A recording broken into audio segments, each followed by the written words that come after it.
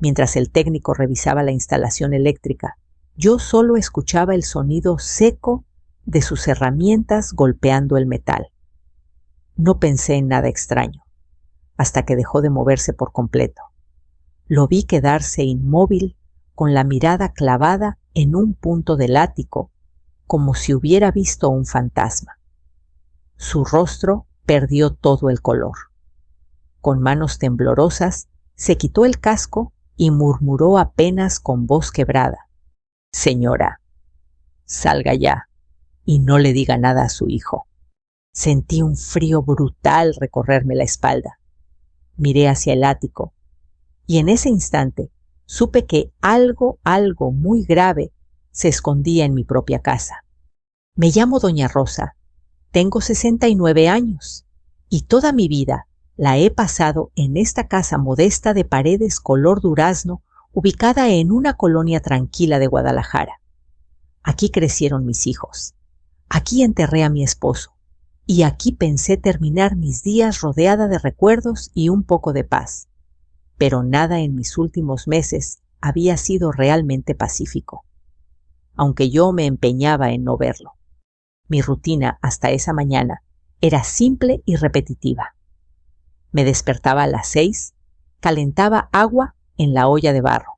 Para mi café, ese café de olla, que mi difunto marido tanto amaba y que todavía preparo igual, con canela piloncillo y un par de clavos de olor. El aroma llenaba la cocina como una caricia del pasado. Después, abría las cortinas para dejar pasar la luz suave del amanecer y observaba cómo el sol pintaba de dorado los muros de la casa. Sin embargo, desde hace unos meses algo me inquietaba. Las luces del pasillo parpadeaban por la noche. El refrigerador hacía un zumbido raro. Un olor a quemado casi imperceptible aparecía de vez en cuando cerca del ático. Pero yo, como siempre, minimizaba todo. Son cosas de casas viejas, me repetía. Mi único hijo que vivía conmigo, Javier, me decía lo mismo. Él se había separado de su esposa hacía un año y volvió a vivir conmigo un tiempo, según sus palabras. A sus 40 trabajaba como maestro de obra, un oficio duro que lo dejaba agotado. O al menos eso decía. La verdad es que llegaba cada vez más tarde, más flaco, más irritable, con ojeras profundas y un olor a cigarro, mezclado con algo que yo no lograba identificar. «Son tiempos difíciles, mamá», me dijo una noche mientras cenábamos frijoles y tortillas. «No preguntes mucho, ¿sí?». Esa frase se me quedó clavada como una espina. ¿Por qué no iba a preguntar? Era mi hijo. Pero cuando trataba de insistir, él cambiaba de tema o simplemente se levantaba de la mesa. Esa mañana, después de tomar mi café, noté que el foco de la cocina seguía parpadeando. Toqué el interruptor y al hacerlo sentí un pequeño chispazo. Di un brinco del susto. Ese tipo de cosas me ponían muy nerviosa, porque una vez, hace años, un vecino perdió su casa por un incendio eléctrico.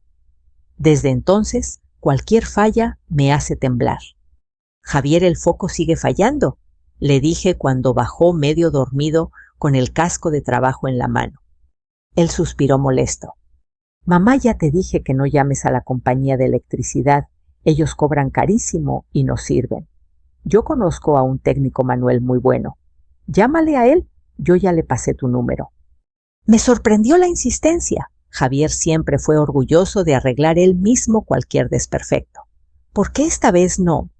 Antes de que pudiera preguntar, ya se había ido cerrando la puerta con un golpe apresurado. Una hora después, llegó Manuel, el técnico, que Javier había recomendado. Era un hombre de unos 50 años, de manos gruesas y rostro amable, con un bigote bien recortado y una caja de herramientas que parecía tan vieja como él. «Buenos días, señora Rosa», me dijo con voz cálida. «Su hijo me comentó que hay fallas en la instalación. ¿Puedo pasar?». Asenté mientras limpiaba mis manos en el delantal. Algo en él Me dio confianza inmediata como si fuera un viejo conocido. Primero revisó los enchufes, luego el tablero principal. Frunció el ceño varias veces, pero no dijo mucho. Después pidió subir al ático. Yo dudé. No me gustaba subir ahí desde que mi marido murió. Era el lugar donde guardábamos sus herramientas, sus libros, sus cosas. Un museo del dolor. «Es necesario, señora», me dijo con una expresión seria. «La falla viene de arriba». Le di las llaves del candado. Él subió, mientras yo me quedé abajo, escuchando los golpes metálicos, el ruido de cables moviéndose y sus pasos lentos sobre la madera vieja. Pasaron 5 minutos, luego 10, luego 15. «Señor Manuel», llamé desde abajo.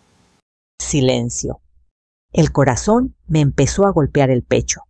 Subí 2 escalones temblorosa, pero antes de llegar arriba, escuché un paso. Luego lo vi bajar. Y ahí fue, cuando lo noté, el color había desaparecido por completo de su rostro. Estaba pálido como el papel. Sus manos temblaban. Sus ojos evitaban los míos. «¿Pasó algo?», pregunté, sintiendo que se me apretaba la garganta. Él tragó saliva. «Señora, necesito que escuche con mucha atención. Y por favor, no le diga nada a su hijo». La frase cayó como un mazazo sobre mi espalda. Quise preguntar, quise exigir una explicación, pero él simplemente levantó una mano, como si quisiera detener mis palabras, y con la otra señaló hacia el ático donde yo casi nunca subía. «Hay algo ahí arriba», susurró, «algo muy serio. Y si usted fuera mi madre, yo le diría que tomara sus cosas y que saliera de esta casa, hoy mismo». Sentí que las piernas me fallaban. Miré hacia el ático. Una sombra cruzó entre las cajas. Un olor extraño llegó a mí como plástico quemado mezclado con algo químico. En ese momento, supe que mi vida acababa de cambiar para siempre. Me quedé quieta unos segundos sin poder moverme. Las palabras del técnico seguían en mi cabeza rebotando como si estuvieran atrapadas en un cuarto cerrado. Si fuera mi madre, le diría que se fuera de inmediato y no le dijera nada a su hijo. ¿A Javier? ¿Por qué? ¿Qué podría tener que ver mi hijo con un problema eléctrico? La sola idea me parecía absurda, casi ofensiva. Y sin embargo, la expresión en el rostro del técnico, esa palidez, ese temblor, no mentían. «Explíqueme, por favor», logré decir finalmente. «¿Qué fue lo que vio?» Manuel respiró hondo. Miró hacia el ático y luego hacia mí, como si buscara la forma menos dolorosa de darme la noticia. «Señora Rosa, hay cables allá arriba que no deberían existir. Cables nuevos, instalados hace poco, pero mal conectados. Muy mal conectados. No es trabajo de un profesional. Es algo hecho rápido, pero con un propósito muy específico». «¿Cuál propósito?», pregunté, aunque una parte de mí ya intuía que no quería saber la respuesta. Manuel bajó la voz. «Provocar un incendio». Sentí que el aire desaparecía de mi pecho. Me apoyé contra la pared. El pasillo pareció inclinarse un poco. «Eso no puede ser», dije casi en un susurro. «Tiene que haber otra explicación. Quizás Javier intentó arreglar algo. Él siempre mete mano en todo». «No, señora». Manuel negó con la cabeza, con una seguridad que me heló la sangre. «Esto no parece un arreglo improvisado. Es una estructura. Alguien colocó un timer, un temporizador, conectado a un circuito de sobrecarga. A cierta hora del día, esto explotaría en chispas. Y si usted estuviera durmiendo». No terminó la frase, no hizo falta. Mis rodillas flaquearon. Manuel me sostuvo del brazo suavemente para que no cayera. «Pero, ¿quién haría algo así?», pregunté con la voz rota. Manuel me observó un momento antes de responder. Por eso le dije que no le dijera nada a su hijo, porque alguien que conoce esta casa, alguien que tiene acceso al ático y a su rutina, alguien que sabe a qué hora duerme, a qué hora se despierta, tuvo que haber hecho esto. No un extraño, no un ladrón, alguien de adentro. Qué injusta me pareció esa frase en ese momento, qué cruel, porque la única persona de adentro era Javier. Tragué saliva tratando de aferrarme a cualquier explicación alternativa. ¿Y si fue alguien más? Insistí. Algún trabajador de la obra de hace unos meses. ¿Recuerda? Javier hizo reparar el techo, entraron varios albañiles. Manuel negó con firmeza. El daño es reciente, señora. De hace semanas, no meses. Las conexiones están limpias, recién peladas sin polvo. Y además, hizo una pausa, como midiendo sus palabras. Quien lo hizo sabía exactamente dónde están los puntos débiles de la casa. Un desconocido no habría sabido que esa viga está reseca, ni que ese cable viejo corre directo a su habitación. Mi piel se erizó por completo. El ático, ese lugar que yo siempre evitaba porque me traía demasiados recuerdos, ahora se había convertido en un monstruo silencioso que respiraba sobre mi cabeza. «Acompáñeme, por favor», dijo Manuel de pronto. «No quiero que se quede con dudas. Es mejor que lo vea con sus propios ojos». Quise decirle que no, que yo no tenía por qué ver nada, que prefería seguir viviendo en la ignorancia antes que enfrentar la posibilidad de que algo tan oscuro estuviera ocurriendo en mi hogar. Pero mis piernas comenzaron a moverse solas. Subimos las escaleras estrechas hacia el ático. Cada peldaño crujía como si se quejara. Cuando Manuel abrió la puerta, una ráfaga de polvo y aire viejo nos envolvió. El ático era exactamente como lo recordaba: cajas de Navidad, maletas antiguas, un baúl con cartas de mi esposo, una silla que había sido de mi suegra. Y al fondo, donde casi no entraba luz, una maraña de cables brillando tenuemente bajo la linterna de Manuel. «Mire», señaló, «este cable viene directo del tablero principal. Está pelado a propósito. Aquí», indicó otra zona, «colocaron un empalme falso. Y aquí», apuntó al fondo, «está el temporizador». Me acerqué con cautela. Allí, pegado a una viga seca, había un aparato negro con números rojos parpadeando lentamente como una cuenta regresiva silenciosa. ¿Se activa solo?, pregunté temblando. Sí, y por lo que veo, está programado. ¿Programado para qué? Para sobrecargar el sistema a cierta hora en la madrugada, dijo Manuel con voz grave. Cuando usted está dormida, cuando el calor sube y la madera está más reseca. Si algo prende fuego aquí arriba, baja en segundos. Una imagen cruzó por mi mente, yo dormida, sin saber que una chispa en el ático estaba a punto de devorar mi casa entera, y tal vez mi vida. «No puede ser», murmuré de nuevo. Manuel apagó la linterna y me miró directo a los ojos. «Señora Rosa, esto no es casual, esto no es un error, esto no es una falla, esto es una trampa muy peligrosa». Mis labios temblaron. «Pero Javier nunca haría algo así. Es mi hijo, mi único hijo. Yo lo conozco». Manuel volvió a bajar la mirada. Esa reacción me dolió más que si me hubiera gritado. «A veces, señora, uno cree conocer a la gente que ama», dijo con voz suave. «Pero los problemas, las deudas, la desesperación, cambian a las personas. Usted no me debe creer a mí. Créale a lo que vio». No respondí. No podía. El silencio se hizo pesado. Solo se escuchaba el murmullo lejano de los autos en la calle y el crujir del techo sobre nuestras cabezas. Finalmente Manuel volvió a hablar. «Tengo una recomendación y sé que no será fácil de escuchar salga de esta casa hoy mismo. Empaque lo esencial y no diga nada. ¿A dónde voy a ir?, pregunté casi llorando. A un hotel, a casa de alguna amiga, donde sea, pero lejos de aquí. Déjeme revisar más cosas, tomar fotos, investigar bien. Y sobre todo, no le diga a su hijo que yo encontré esto.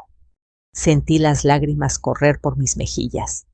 No sabía si lloraba de miedo, de vergüenza, de incredulidad o de un presentimiento terrible que empezaba a tomar forma en mi pecho. Porque muy en el fondo, aunque me negara a aceptarlo, una parte de mí sabía que aquel hombre no estaba mintiendo y que algo oscuro, algo imposible, algo que nunca imaginé estaba ocurriendo dentro de mi propia casa. Bajé del ático, con las piernas temblorosas, como si cada escalón estuviera hecho de aire. Manuel caminaba detrás de mí, atento por si perdía el equilibrio, pero no me tocó. Quizá intuía que ahora mismo cualquier contacto humano podría derrumbarme por completo. Cuando llegamos a la cocina, me sostuve del respaldo de una silla. Necesitaba sentarme, respirar, sentir algo firme bajo mis manos. Manuel dejó su caja de herramientas sobre la mesa y se quitó el casco, limpiándose el sudor de la frente. Señora Rosa, dijo con voz suave pero firme, escúcheme bien. Usted no puede quedarse en esta casa ni un minuto más de lo necesario. Yo miré alrededor. La cocina parecía tan normal, la mesa redonda donde Javier y yo cenábamos en silencio, las tazas de barro que coleccioné durante años, la ventana por donde cada mañana entraba la luz. Todo lucía exactamente igual que siempre, y sin embargo ya no se sentía como mi hogar. Se sentía como una trampa silenciosa. ¿Y si está equivocando?, pregunté con un hilo de voz. Manuel, ¿y si todo esto es un malentendido? Mi hijo puede ser torpe, puede ser descuidado, pero no es un criminal. Él no haría algo así. No a mí. Manuel apretó los labios como queriendo escoger bien sus palabras. No le estoy diciendo que su hijo sea un monstruo, señora. Le estoy diciendo lo que vi. Y lo que vi es peligroso, muy peligroso. Lo que haga después con esa información es decisión suya. Pero si fuera mi madre, ya estaría empacando sus documentos. Si fuera mi madre. Esa frase volvió a golpearme en el pecho. Había una sinceridad tan profunda en su voz que por un instante sentí ganas de llorar, no por miedo, sino porque alguien estaba cuidando de mí sin pedir nada a cambio. Algo que hacía tiempo no sentía ni siquiera de parte de mi propio hijo. Tragué saliva. ¿A dónde voy a ir?, murmuré. No tengo familia cerca. Mis amigas ya casi no salen de casa. ¿Ir a molestar a alguien? No quiero eso. No necesita ir con nadie, respondió Manuel. La puedo llevar a un hotel sencillo, seguro. Yo me encargo del registro. Usted solo necesita llevar sus documentos y unas cuantas cosas personales. ¿Y Javier? ¿Qué le digo cuando vuelva? Manuel negó con la cabeza inmediatamente. Nada. No le diga nada. Si sospecha que usted sabe algo, podría actuar de manera impulsiva. Y no quiero imaginar qué podría pasar entonces. Me llevé la mano al pecho. El simple hecho de que alguien insinuara que Javier podría hacerme daño me producía náuseas. Él me quiere, repetí casi para convencerme a mí misma. Es mi hijo, me cuida. Él siempre me dice que solo quiere lo mejor para mí.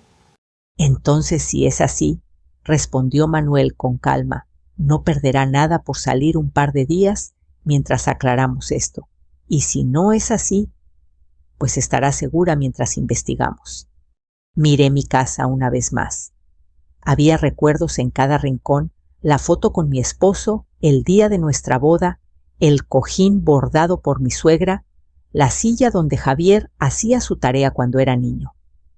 ¿Cómo podía ser posible que aquel techo que una vez nos protegió ahora ocultara algo tan siniestro? Pero más miedo que irme me daba quedarme. Asentí finalmente con un movimiento pequeño, casi imperceptible. Está bien, me iré. Solo deme unos minutos para recoger mis cosas. Subí a mi habitación.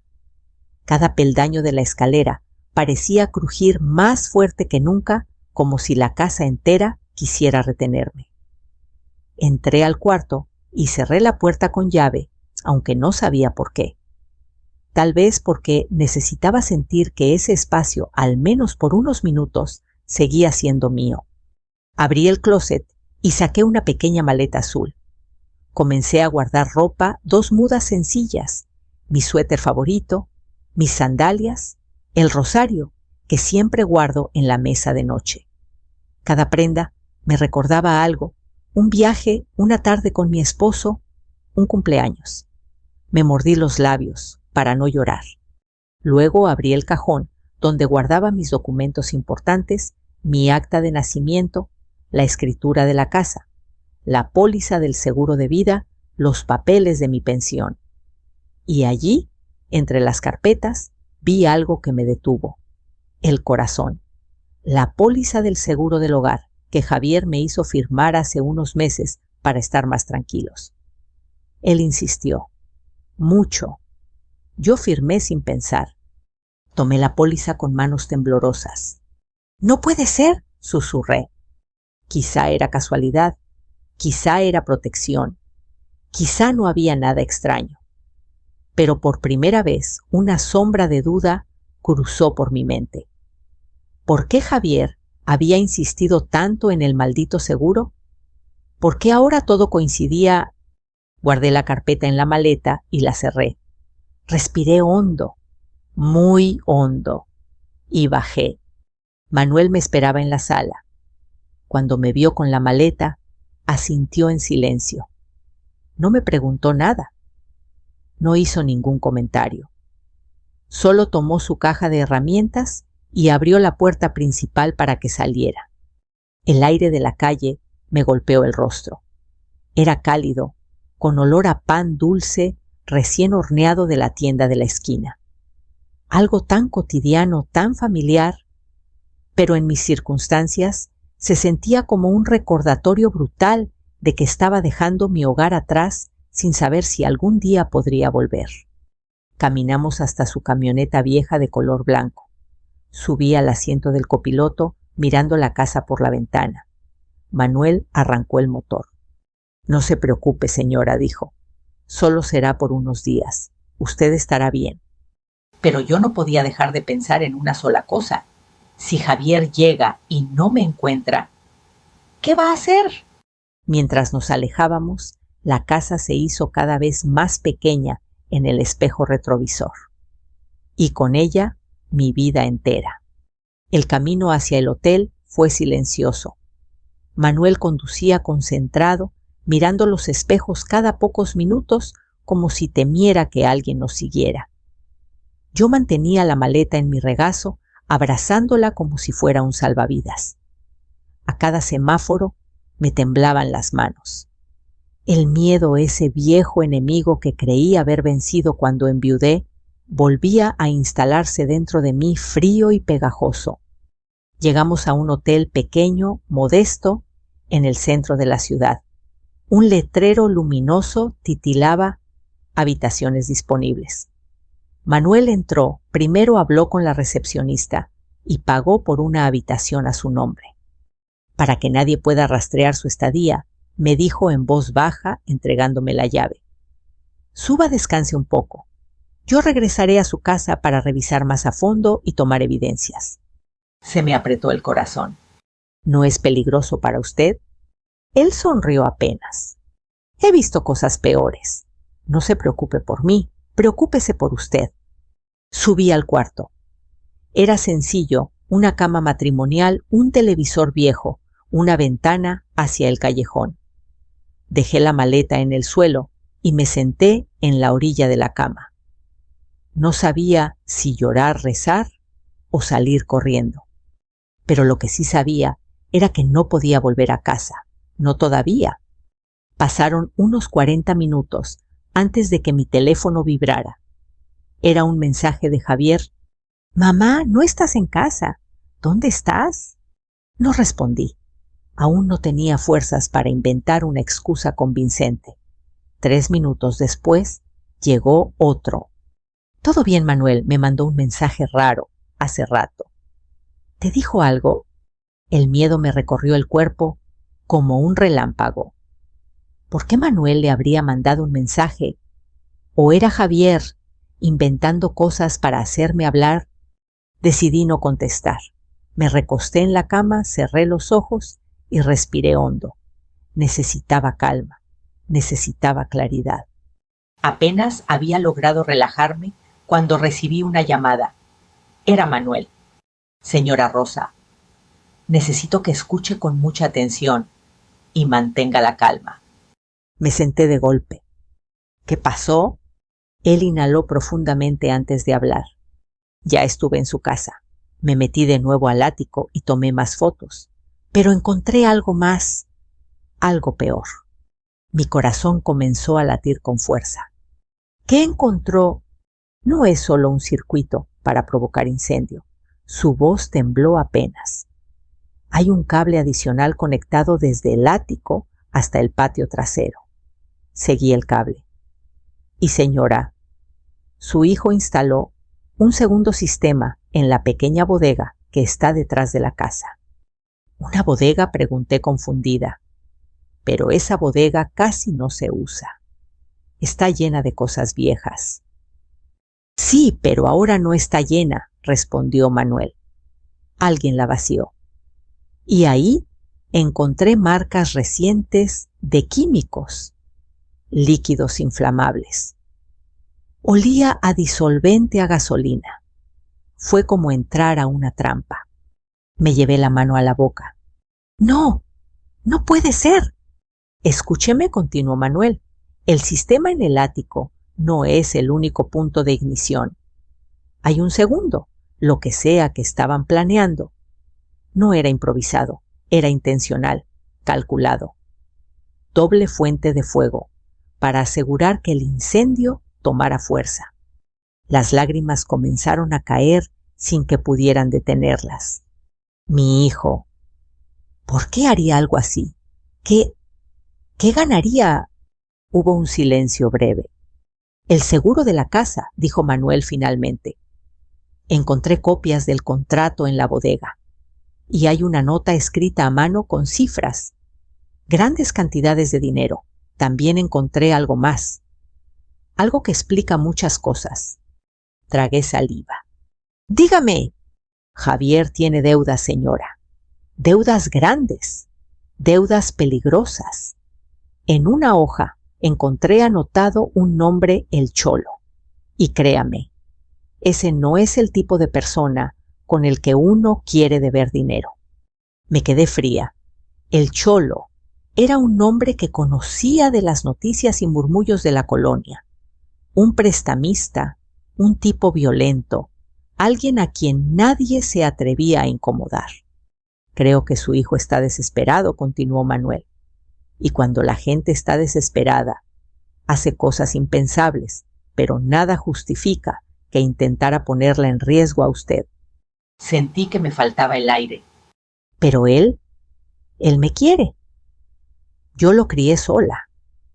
Siempre me decía que yo era lo más importante en su vida». «Lo sé», dijo Manuel con voz suave. «Pero no son sus palabras las que importan ahora. Son sus actos». Me quedé en silencio. Manuel continuó. «¿Hay más?». Mientras estaba tomando fotos, escuché una camioneta detenerse frente a la casa. Corrí al ático para esconderme. Reconocí la voz de Javier. No estaba solo. Había otro hombre con él. Hablaron en la sala, fuerte, molestos. Un escalofrío recorrió mi espalda. ¿Qué dijeron? Discuten sobre dinero, sobre la fecha límite, sobre que todo tenía que pasar pronto. Y Javier dijo algo que me heló la sangre. Mi voz salió apenas como un susurro. ¿Qué dijo?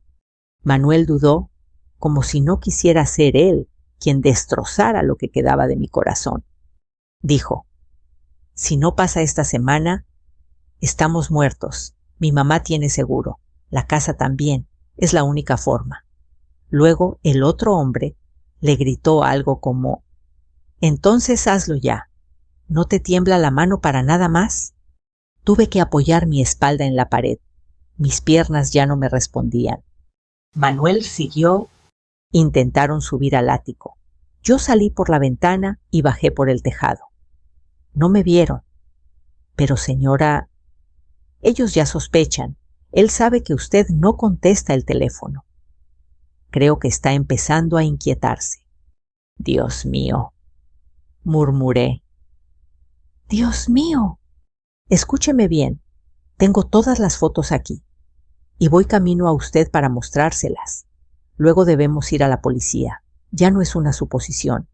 Es un intento claro de homicidio. Y si él descubre que usted está fuera, podría buscarla. Me llevé la mano al pecho. Sentía un hueco enorme abrirse dentro de mí, un dolor que no sabía que el corazón humano podía soportar. Javier, mi niño, el mismo que dormía en mis brazos cuando tenía fiebre, el que lloró cuando murió su padre. ¿Cómo era posible que ahora quisiera hacerme daño? No puedo creer que esto sea real, dije entre sollozos. Es real, señora. Y ahora debemos actuar rápido. Voy para allá. No abra a nadie. No conteste llamadas. No regrese a la casa. ¿Me entendió? Asentí, aunque él no podía verme. Sí, Manuel. Aquí lo espero. Colgué. Y por primera vez en mi vida tuve miedo de mi propio hijo. Los minutos en el cuarto del hotel parecían horas. Caminé de un lado a otro sin poder detener mis manos, que temblaban tanto que apenas podía sostener el teléfono. Miraba la ventana cada pocos segundos, temiendo ver la silueta de Javier abajo buscándome. El sonido del aire acondicionado era lo único que mantenía el silencio a raya. Me repetía una y otra vez: no es cierto, no puede ser. Javier no sería capaz. Pero también estaba lo que Manuel había visto, lo que había escuchado, el temporizador, los cables, la bodega vacía, la gasolina, el nombre del prestamista. Y sobre todo esas palabras, esa frase que jamás podría olvidar: mi mamá tiene seguro, la casa también, es la única forma. Sentí que mi corazón se rompía despacio como cristal astillándose. Un golpecito en la puerta me sacó del trance, apenas audible, 3 golpecitos suaves. Me congelé. Señora Rosa, susurró una voz familiar a través de la puerta. Soy Manuel, soy yo, no abra hasta que esté segura. Me acerqué despacio y miré por la mirilla. Era él, su rostro cansado, preocupado, pero definitivamente él. Abrí la puerta y él entró rápido, cerrándola con llave detrás de sí. Traía una carpeta gruesa bajo el brazo y el celular en la mano. Tenemos que apurarnos, dijo sin rodeos. Su hijo no está en casa. Salió hace 20 minutos con ese hombre. No sabemos a dónde fueron, pero no creo que estén muy lejos. Me senté en la cama. Manuel, dígame la verdad. ¿Estoy en peligro? Él no respondió enseguida.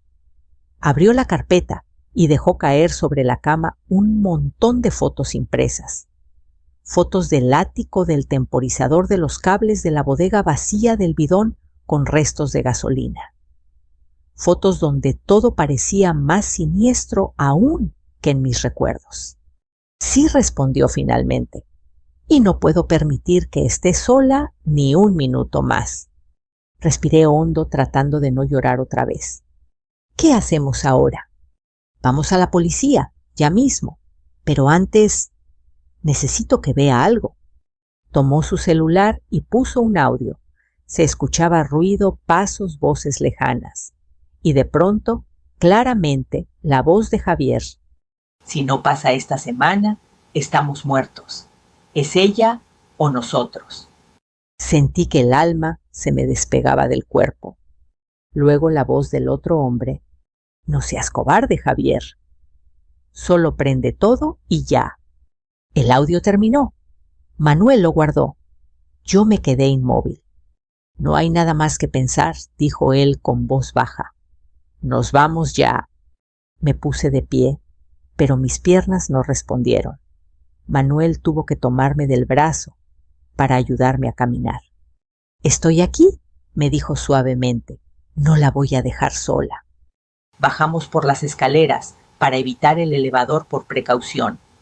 Llegamos al lobby y Manuel echó un vistazo rápido antes de guiarme hacia la salida lateral. Por aquí, susurró. Mi camioneta está a media cuadra. Pero apenas dimos unos pasos hacia la calle, Manuel se detuvo de golpe y me empujó suavemente hacia atrás. No salga, no se mueva. ¿Qué pasa?, murmuré asustada. Él no respondió. Solo señaló discretamente con la barbilla hacia el frente. A lo lejos, estacionada justo frente al hotel, estaba una camioneta negra, una que yo conocía, la de Javier. Mi corazón se aceleró tanto que sentí náuseas. ¿Está? Ahí susurré. Manuel entrecerró los ojos. Sí, pero no está adentro. Eso es lo preocupante. Miré alrededor nerviosa, esperando verlo aparecer entre los autos o desde la esquina. Manuel me tomó del brazo.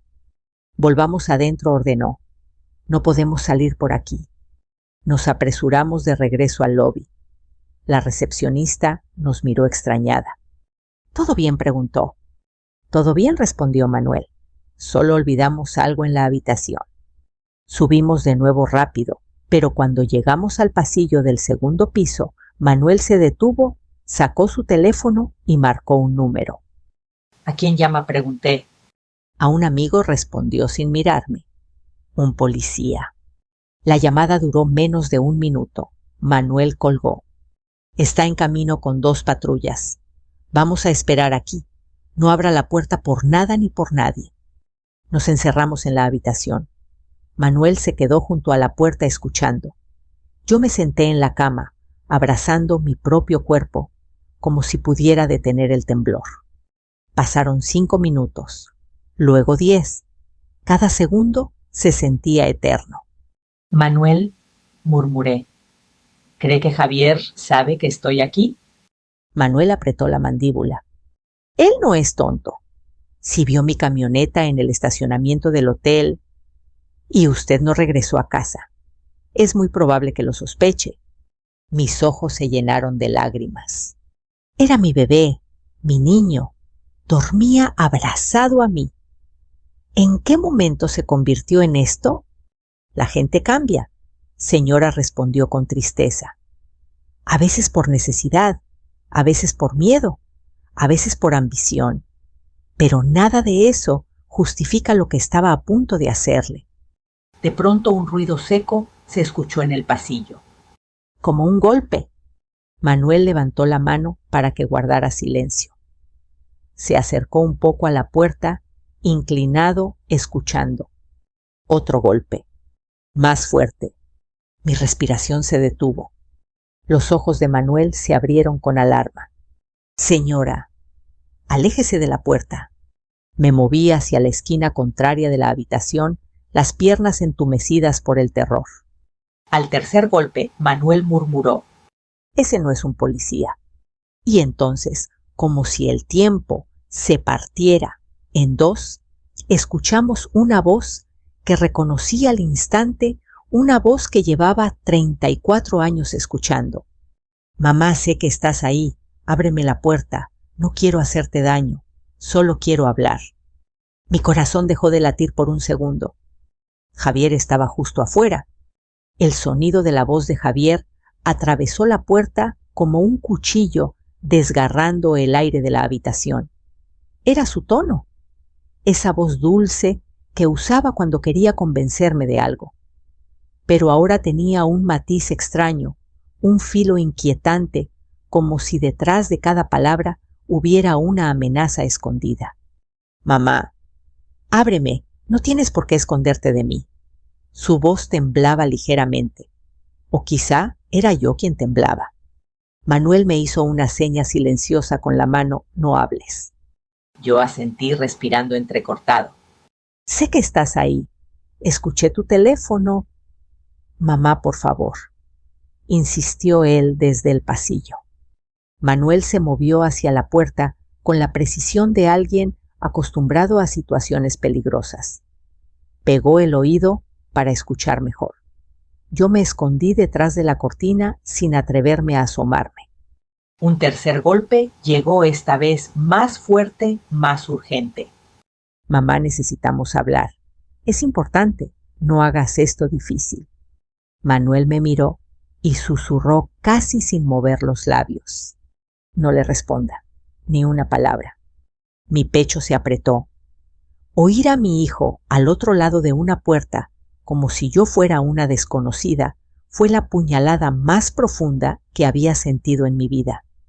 Quise abrir, quise abrazarlo, quise creer que todo era un malentendido, pero luego recordé las fotos, el temporizador, el bidón de gasolina, las voces en el audio, las palabras ¿es ella o nosotros? Eso me mantuvo firme.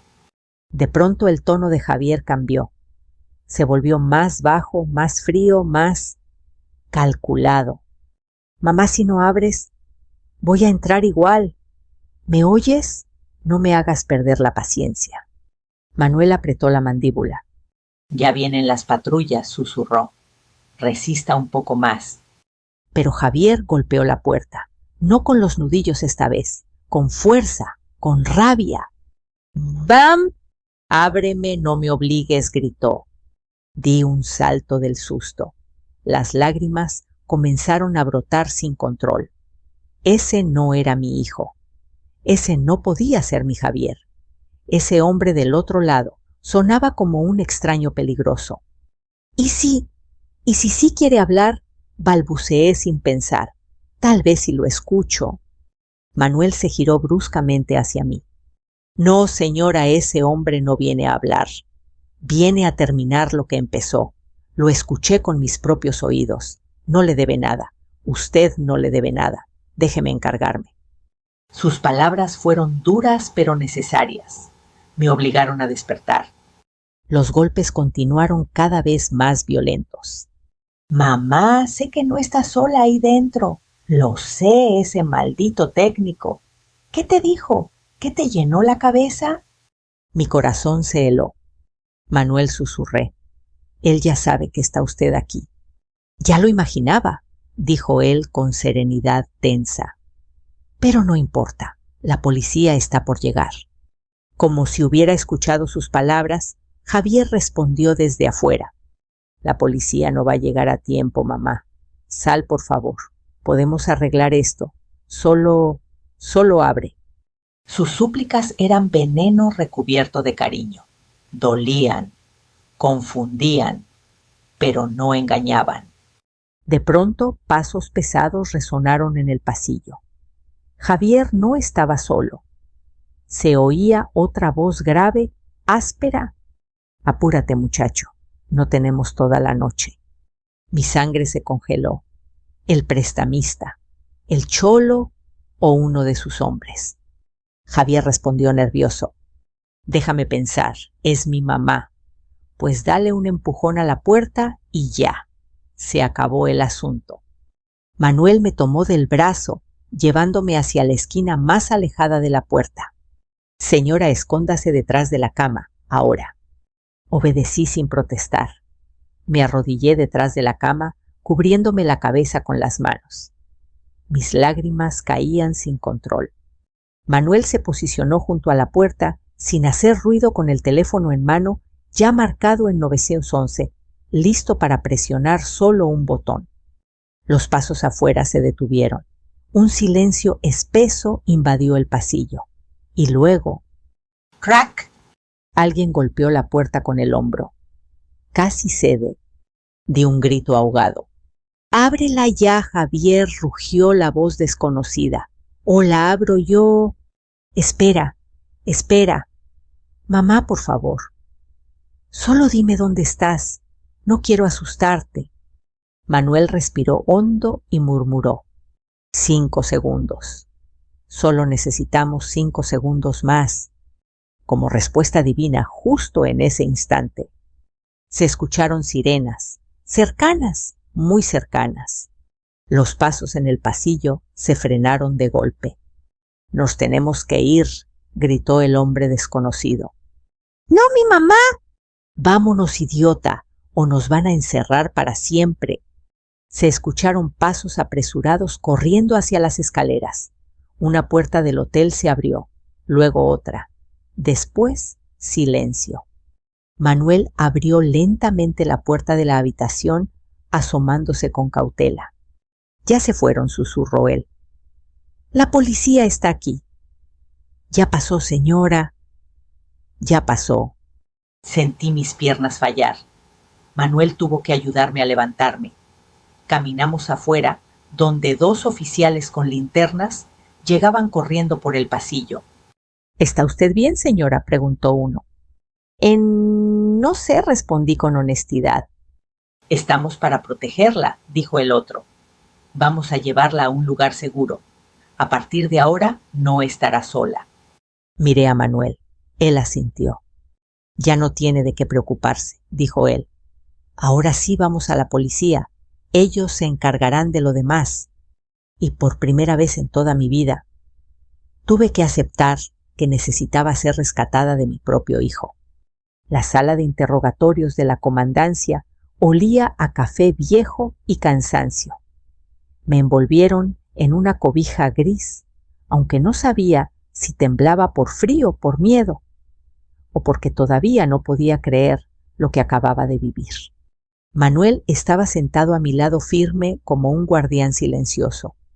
2 oficiales tomaban nota, mientras otro revisaba las fotografías del ático, ampliándolas en una pantalla grande. El temporizador, los cables pelados, la bodega vacía. Todo parecía sacado de una pesadilla. Y sin embargo, era la realidad.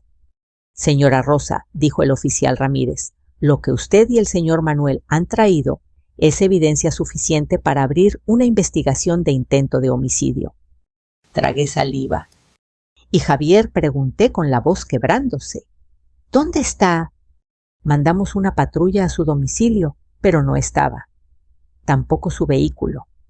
Estamos rastreando las cámaras de la zona. No podrá esconderse mucho tiempo». Esa última frase, lejos de tranquilizarme, me rompió un poco más el corazón. Yo no quería que lo atraparan.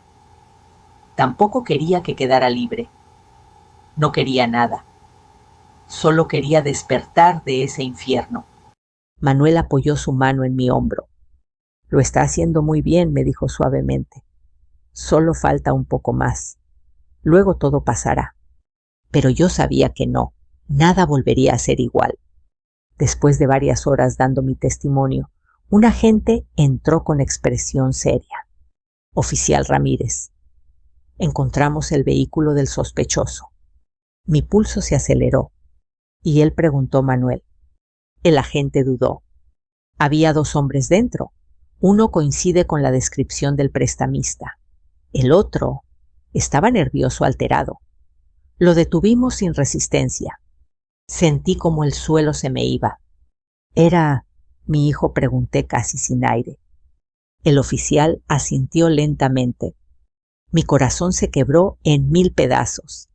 Javier, mi niño, arrestado en una patrulla, convertido en un criminal.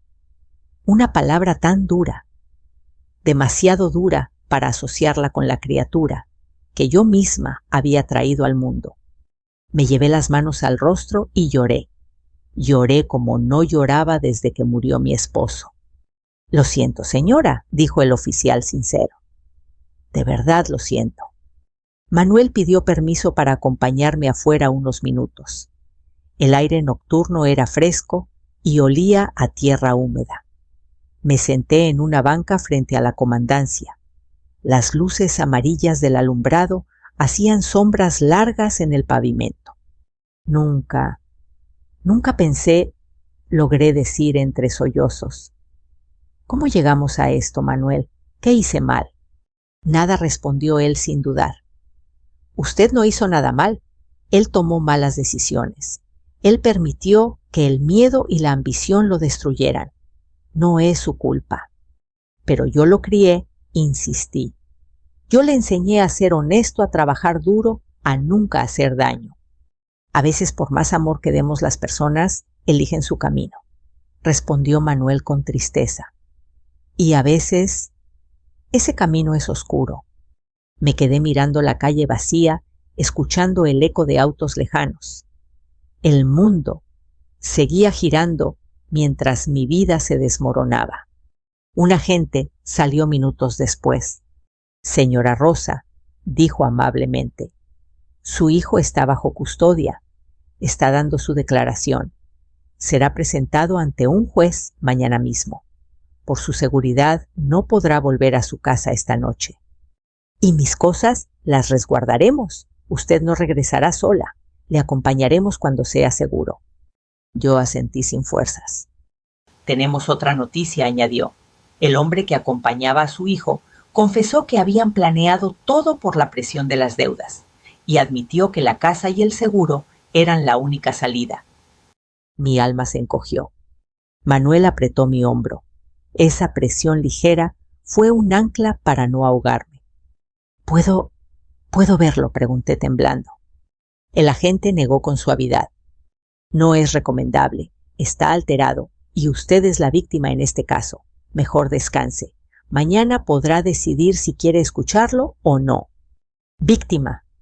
Jamás pensé escuchar esa palabra asociada a mi relación con Javier. Horas más tarde, me ofrecieron una habitación segura en un edificio anexo a la comandancia para descansar. Manuel insistió en quedarse hasta que me sintiera más tranquila.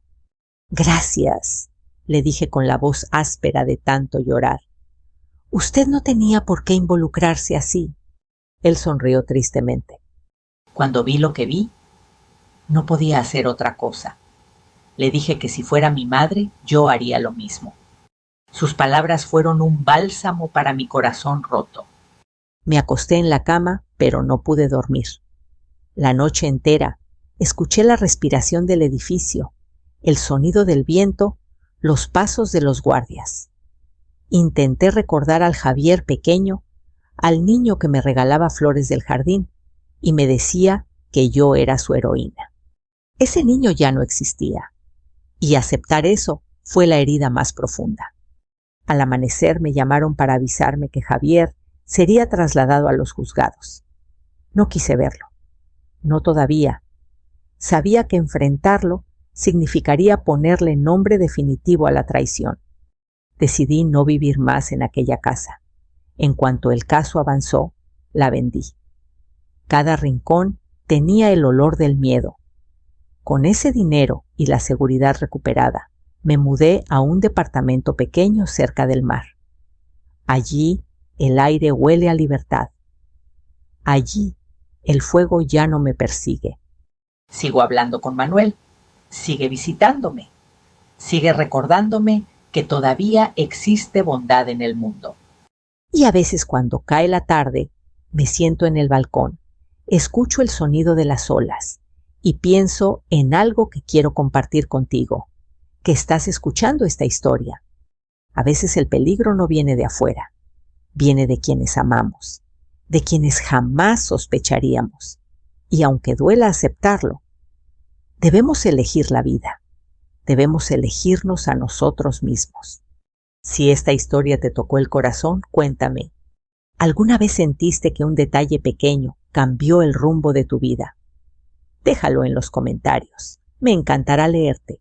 Y cuéntame también, ¿desde dónde estás escuchando esta historia? Si quieres más relatos como este, intensos, profundos, llenos de emoción y sorpresas, no olvides suscribirte. Aquí juntos seguiremos compartiendo historias que nos estremecen y que nos recuerdan la fuerza que tenemos para sobrevivir incluso a lo impensable. Gracias por acompañarme hasta el final.